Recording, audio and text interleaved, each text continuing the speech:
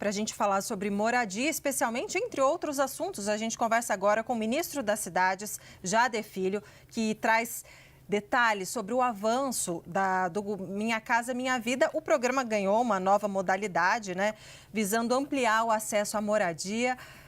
Ministro, muito obrigada por conversar conosco. Olha só, Yuri, vou te contar aqui. O ministro recebeu uma missão das mãos do presidente Lula, que era resgatar o faixa 1, aumentar, lançar o faixa 4. Agora, em breve, vão lançar também o programa de reforma, né, para a reforma da moradia, etc.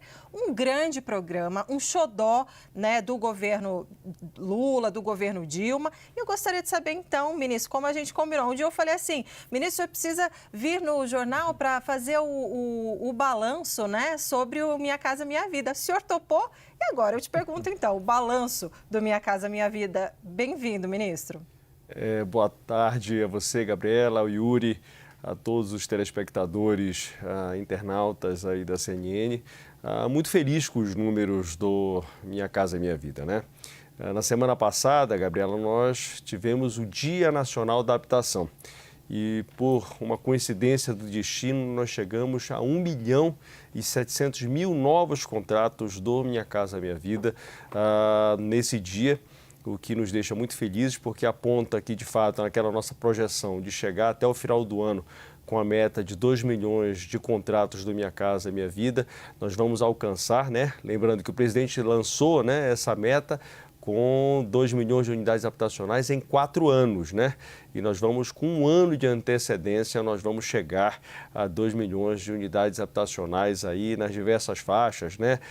Na faixa 1, que são aquelas famílias que ganham até R$ 2.850, de R$ 2.850 até R$ 4.400, são aquelas famílias do faixa 2, e o faixa 3, que é de R$ 4.400 até R$ 9.600, e o faixa 4, que a gente lançou, né? O Minha Casa Minha Vida classe média, que agora está começando aí entrar com todo vapor, já atendendo a uma faixa que estava desatendida dentro da nossa sociedade. Uhum. Ministro, pois é, queria aprofundar um pouco mais como é que estão os números desta faixa mais nova. Me lembro que na época que Minha Casa Minha Vida foi lançado, havia uma dificuldade justamente com a faixa 1 ali, num primeiro momento.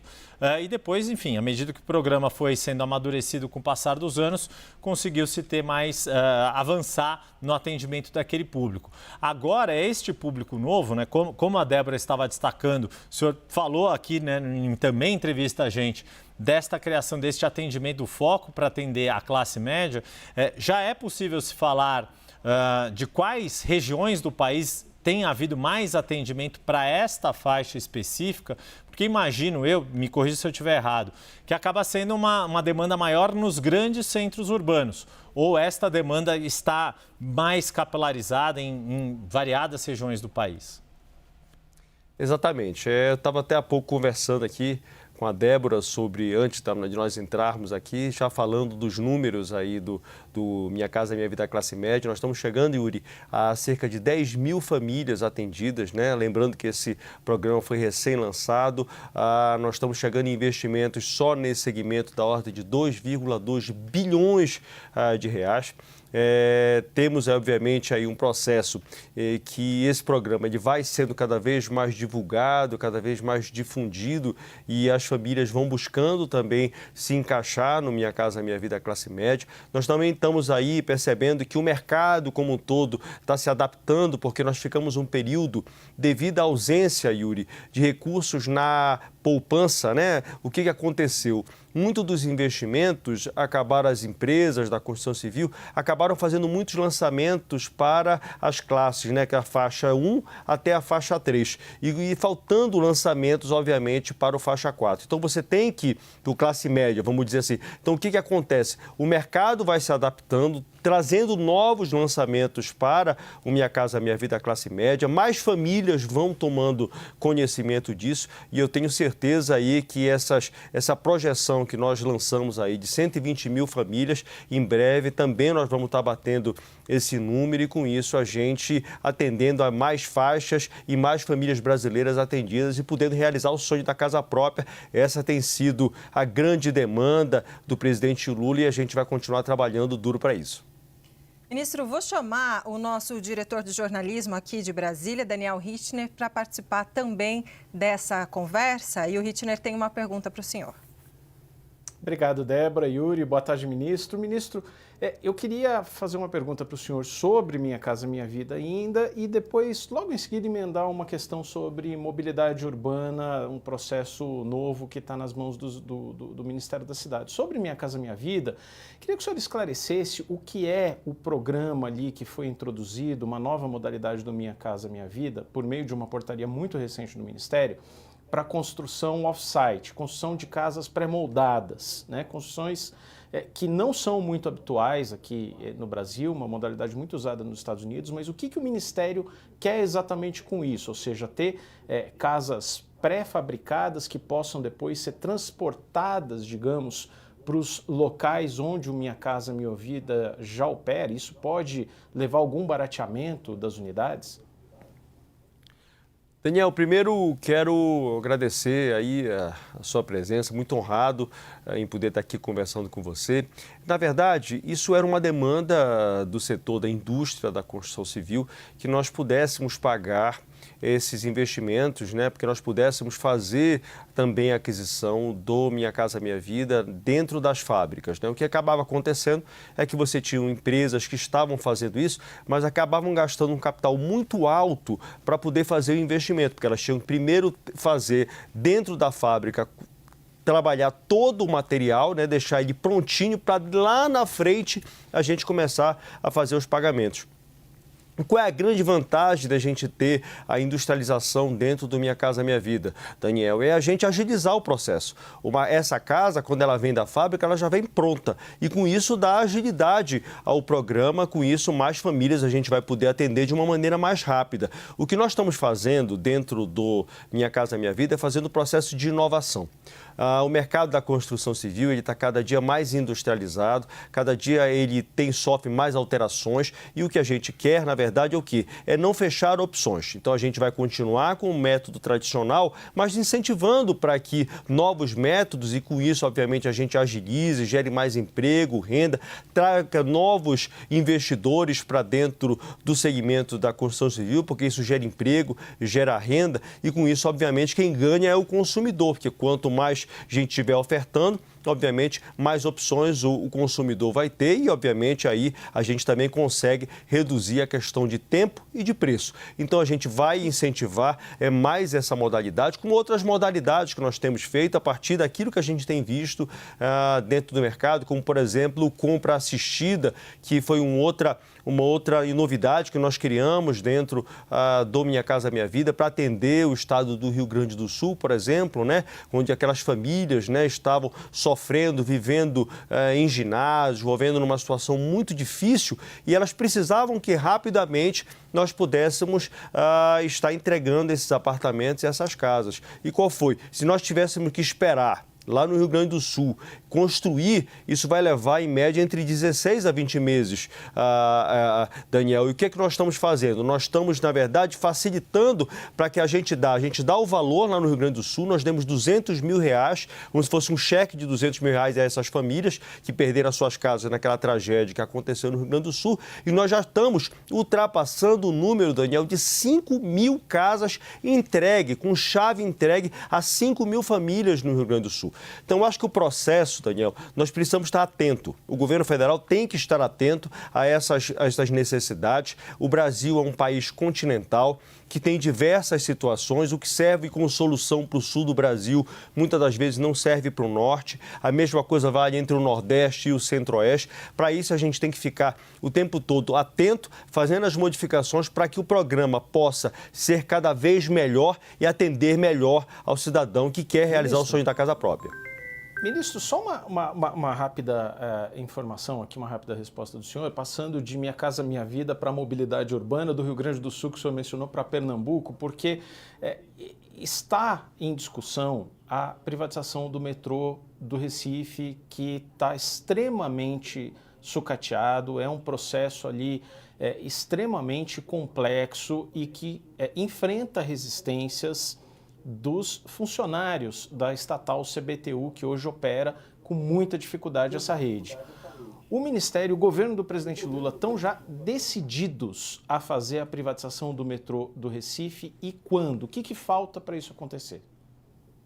Nós estamos em diálogo, Daniel, com o governo do estado de Pernambuco, com a governadora Raquel Lira, para que nós possamos fazer o processo de concessão do metrô de Recife. Quanto à questão, acho que aí tem a boa em falar, dar uma palavra para os profissionais da CBTU de Recife, que eles fiquem tranquilos. Nós não vamos demitir nenhum desses profissionais. O governo federal vai absorver essa mão de obra, aquela mão de obra que não for absorvida no processo de concessão, ela será absorvida pelo governo federal. Mas eu acho que eu preciso fazer uma fala diretamente com o usuário do metrô de Recife.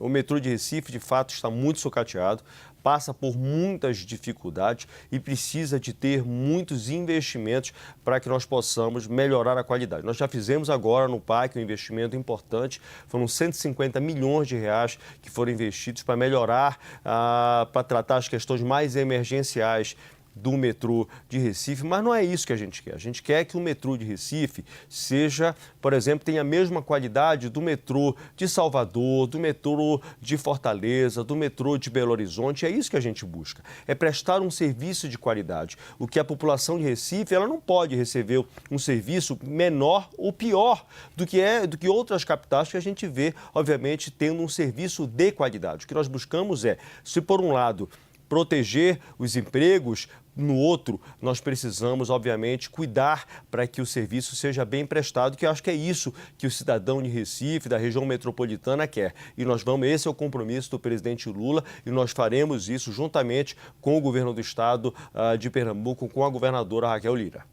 Ministro, deixa eu trazer o Pedro Venceslau também para participar dessa entrevista, falando aqui de São Paulo. Pedro Venceslau, ministro Jader Filho, ministro das Cidades, te ouve. Boa tarde, ministro. Vou falar de uma obra muito importante aqui para o estado de São Paulo, que é a questão da favela do Moinho. Houve uma troca de críticas entre o governo federal e o governo de São Paulo e uma certa disputa de protagonismo em relação à obra. Quero saber como é que o senhor imagina que vai ser o futuro dessa coabitação política entre o governador Tarcísio e o presidente Lula. É possível que os dois estejam juntos, por exemplo, nas inaugurações referentes à obra, quando inaugurar o parque ou quando forem entregues as unidades habitacionais para os moradores da comunidade? Boa tarde, Pedro. Eu acho, primeiro, o presidente Lula, desde o primeiro momento, Pedro, não existe nenhum evento em nenhum lugar do Brasil que o presidente Lula não convide os governadores de estado, os prefeitos para participar. O presidente Lula é um democrata, o presidente Lula respeita o Pacto Federativo. Tanto é que nós conseguimos chegar a um entendimento sobre a questão da favela do Moinho, que é mais uma inovação do que nós fizemos para dar tratamento ao problema que nós estávamos localizando ali, enfim, enfrentando ali. Primeiro, nós teremos ali todas as famílias, né? Nós já publicamos, a Caixa Econômica Federal já publicou uma lista de mais de 50% das 900 famílias que moravam na favela do Moinho. Essas famílias já vão receber um cheque no valor de R$250 mil para em qualquer lugar do estado de São Paulo que elas encontrem, seja um imóvel novo ou um imóvel usado, para que elas possam fazer a aquisição desse imóvel. E esse valor, Pedro, exatamente mostrando a relação de respeito que existe entre o governo federal e o governo de São Paulo, aqui, só para você entender, o investimento de 180 mil do governo federal e 70 mil do governo de São Paulo, que fazem aí o valor de R$250 mil. E, obviamente, a questão do parque vai ser uma sessão que vai ser feita pelo Ministério da Gestão e Inovação, pela ministra Esté, que vai ser, junto com a SPU, que vão transferir essa área ao governo de São Paulo. O projeto é discutido pelo governo federal e pelo governo de São Paulo para que seja um melhor projeto possível. A discussão também da questão do aluguel que vai ser pago a essas famílias durante o período onde ou o imóvel não esteja pronto, né? Ou ainda ela não fez o processo de opção. Isso aí foi uma discussão também feita por nós, junto com o governo de São Paulo, onde nós chegamos num valor de R$1.200 para que as famílias possam ter de recurso do aluguel social enquanto elas não fizerem o processo de aquisição desses imóveis. Então, eu acredito que esse foi mais um acerto que nós fizemos, mais uma inovação, como eu disse a você, que já já foi a partir, Pedro, daquilo que deu certo lá no Rio Grande do Sul, né? Onde nós já estamos chegando a mais de 5 mil famílias já estão atendidas no Rio Grande do Sul. Nós pegamos o mesmo modelo daquilo que nós fizemos lá no Rio Grande do Sul, nós estamos também aplicando lá em São Paulo e com isso atendendo rapidamente as famílias. Essas cerca de 453 famílias que já tiveram seu nome anunciado na lista publicada pela Caixa Econômica Federal, essas famílias já estão aptas a receber esse cheque de 250 mil e comprar o seu imóvel e poderem morar com qualidade, com tranquilidade, com segurança em qualquer ponto do estado de São Paulo. Ministro, eu gostaria que o senhor falasse um pouco sobre o PAC Seleções, né? O que temos? Faz um balanço para a gente, em que pé a gente está com o PAC Seleções. Débora, nós temos avançado bastante, né? Inclusive, na próxima sexta-feira aqui, nós estaremos junto com o presidente Lula lá em Contagem, já anunciando a nova seleção da mobilidade urbana das grandes e médias cidades, que é a ampliação do metrô de Belo Horizonte, levando até Contagem e avançando. Outros investimentos nós estamos fazendo, por exemplo, nós temos, nesse momento, cerca de 52 bilhões de reais no setor de saneamento investidos pelo PAC. Nós temos, Débora, cerca de 40 bilhões de reais investidos no setor de mobilidade urbana. Nós temos investimentos também na questão de prevenção. Só na área de prevenção são mais de 17 bilhões de reais. Só no estado do Rio Grande do Sul, que sofreu todo aquele sofrimento que aconteceu, são mais de 6,5 bilhões de reais investidos com dinheiro depositado na conta do governo do estado do Rio Grande do Sul para que as obras possam acontecer. Está depositado no Fundo de Reconstrução do Rio Grande do Sul. Enfim, o PAC acelera, fora, obviamente, as obras anteriores que nós temos na carteira do PAC 1, do PAC 2, que nós estamos retomando, incentivando que os estados e os municípios acelerem essas obras para que o quanto antes elas sejam entregues à nossa sociedade. Enfim, nós temos muitos investimentos que vão melhorar a qualidade de vida das famílias, até porque eu sempre tenho dito, Débora, as pessoas não vivem no Brasil, as pessoas não vivem nos estados, elas vivem nas cidades. E foi por isso que o presidente Lula recriou o Ministério das Cidades, porque é lá que a infraestrutura de mobilidade, a infraestrutura de saneamento, diversas frentes de infraestrutura é o que a gente tem que fazer, seja desde você levar uma água de qualidade encanada para a casa de uma família, seja você construir uma casa do Minha Casa Minha Vida, é fazer uma obra de BRT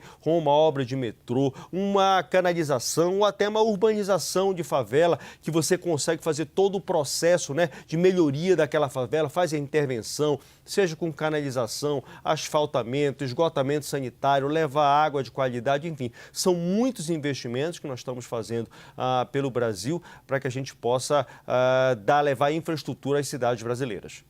Nós conversamos com o ministro das Cidades, Jader Filho, está no nosso estúdio da CNN em Brasília. Ministro, sempre bem-vindo aqui no CNN 360, sempre nos trazendo informações. Até a próxima. Obrigado.